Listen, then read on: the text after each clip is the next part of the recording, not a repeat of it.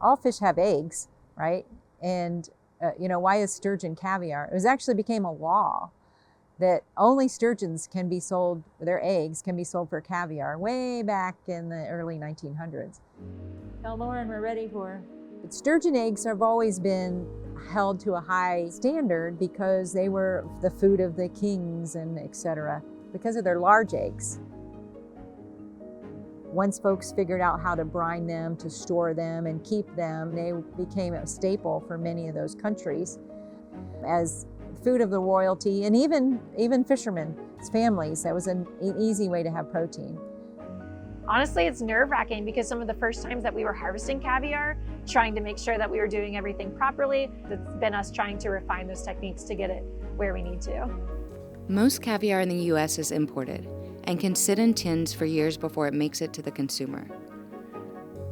Imported caviar is also subject to different preservation methods. Here in the United States, since caviar is a ready-to-eat product, the Food and Drug Administration regulates it.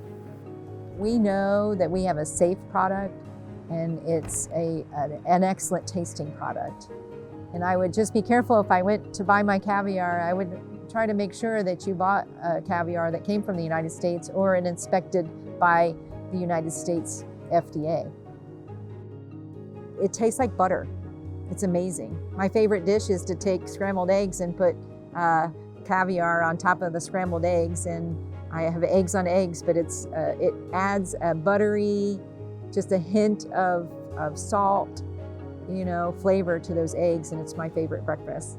And we'll either smoke the meat and make my mom's wonderful smoked fish dip, or we will sell it to a lot of the local markets here in our area. Really just the strength of both of them is just amazing to me, to see that they can kind of continue my grandpa's legacy of trying to continue to farm raised sturgeon to produce caviar, but then also trying to stay with the local markets as well. And that's kind of why we got involved with selling tilapia and hybrid bass as well, to make sure that we can try and sustain some of our farm expenses while we wait for the sturgeon to develop before they can become profitable for us as well.